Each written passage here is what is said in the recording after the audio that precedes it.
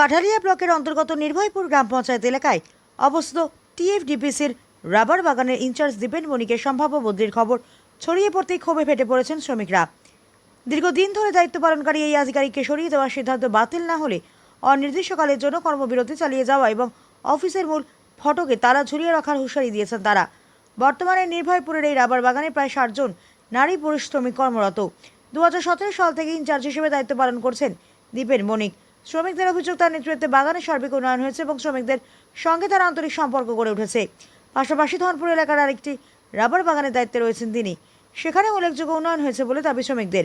গত 25 জন সন্ধ্যায় শ্রমিকদের মধ্যে খবর ছড়িয়ে পড়ে যে দীপেন বণিকের বদলির নির্দেশ জারি হয়েছে। এরপর থেকেই নির্ভয়পুর ও ধনপুর উভয় বাগানের শ্রমিকদের মধ্যে তীব্র অসন্তোষ দেখা যায়।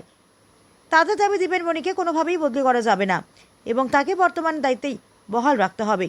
শুক্রবার সকালে নির্ভয়পুর শ্রমিক সংগঠনের সভাপতি কৃষ্ণ মিত্র, সম্পাদক রঞ্জিত দাস জানান, ইনচার্জের বদলি নির্দেশ প্রত্যাহার বা স্থগিত না হওয়া পর্যন্ত অফিসের মূল ফটকের তালা খোলা হবে না। একই সঙ্গে সমস্ত শ্রমিক ঐক্যবদ্ধভাবে কর্মবিরতি পালন করবেন বলে তারা স্পষ্ট জানিয়ে দেন। শ্রমিকদের এই অবস্থানকে কেন্দ্র করে এলাকায় উত্তেজনার পরিবেশ সৃষ্টি হয়েছে। ব্যুরো রিপোর্ট, প্রতিদিন ত্রিপুরা। কেন তালা দিলেন গেটে?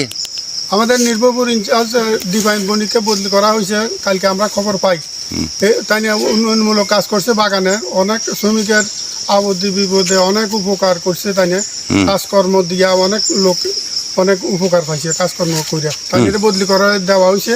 আমরা কালকে খবর পাইছি, এই জন্য আমরা অনির্দিষ্ট কালের জন্য ধর্মঘট ডাকছি।